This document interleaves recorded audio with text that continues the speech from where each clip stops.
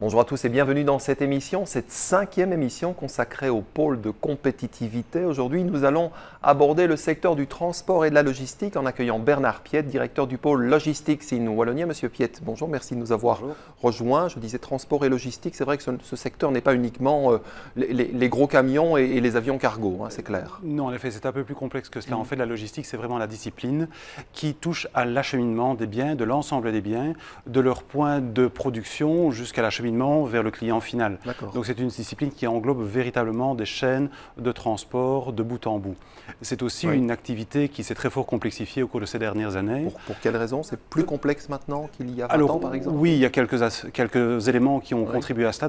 D'abord la globalisation de l'économie évidemment, aussi l'ouverture des frontières européennes, mais aussi les entreprises industrielles de plus en plus externalisent toute une série de processus vers les entreprises de logistique et enfin la présence de certaines nouvelles habitudes de consommation telles que l'e-commerce par exemple. Alors vous êtes un pôle de compétitivité, ça veut dire que ce secteur-là est très innovant ou a besoin de beaucoup d'innovation? Alors c'est un secteur qui est innovant peut-être différemment des autres pôles de compétitivité. C'est pas de la haute technologie forcément? Alors il y a de la technologie, mais on parle ici plus d'innovation non technologique, mais plus sur les processus et sur l'organisation. Mais en fait de la logistique, c'est surtout toujours la réconciliation de trois flux, un flux de marchandises, un flux d'informations et un flux financier. Et donc il est nécessaire que ces opérations-là puissent se faire de manière absolument sécurisée. Pour en avoir une idée plus précise, finalement, qui sont vos membres, qui sont les entreprises, centres de recherche et universités, qui sont vos partenaires? Alors la logistique a cette particularité d'être assez transversale et donc de se retrouver dans toutes les strates de l'économie. Et donc nos membres reflètent cette diversité puisque nous avons, outre évidemment des entreprises de transport et logistique, mais aussi des entreprises industrielles, donc pour lesquelles la logistique est importante, des gestionnaires d'infrastructures et bien évidemment, comme dans tous les pôles, le monde de la formation et de la recherche. D'accord, alors justement, les PME, vous l'évoquiez à l'instant, les entreprises, quels sont leurs intérêts finalement? Quelle est la valeur ajoutée de participer à ce pôle de compétitivité? Logistics in Wallonia, ce n'est pas simplement adhérer à une fédération, une association, un groupement d'entreprises.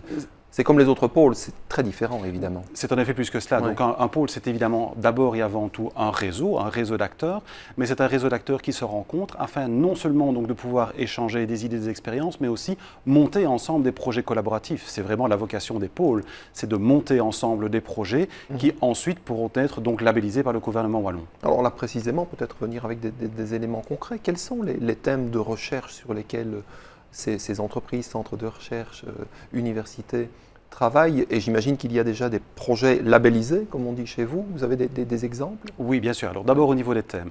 Donc tout d'abord, la logistique est souvent impactée et souvent drivée par les entreprises qui ont des besoins en matière de transport. Alors nous avons identifié 3 secteurs prioritaires en ce qui nous concerne, qui sont d'abord la grande distribution, l'agroalimentaire et le secteur qui touche autour du pharmaceutique. Pourquoi? Parce que ce sont des secteurs qui sont présents de manière significative en Wallonie et qui peuvent avoir des besoins communs. Ensuite, les thématiques de recherche. On essaie de voir comment les projets peuvent contribuer à rendre la logistique plus verte, plus multimodale, plus sûre, mais aussi comment peut-on améliorer les processus internes d'une entreprise. Et là, effectivement, dans le développement durable, multimodalité, il y a des enjeux énormes en ce qui vous concerne. Oui, bien sûr, puisque en fait, la Wallonie est une excellente localisation avec sa multimodalité, justement.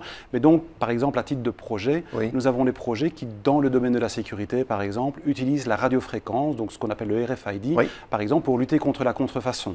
Ou bien, cette même RFID peut aussi servir à notamment faire de la traçabilité de température pour les produits pharmaceutiques. Ce ne sont que 2 exemples parmi combien d'exemples actuellement en projet de recherche? Donc à présent, le projet a labellisé 17 projets, un ensemble de 17 projets, 12 projets de recherche et 5 projets de formation pour un total de budget d'environ 50 millions d'euros. Parce que la formation est très importante aussi dans votre activité.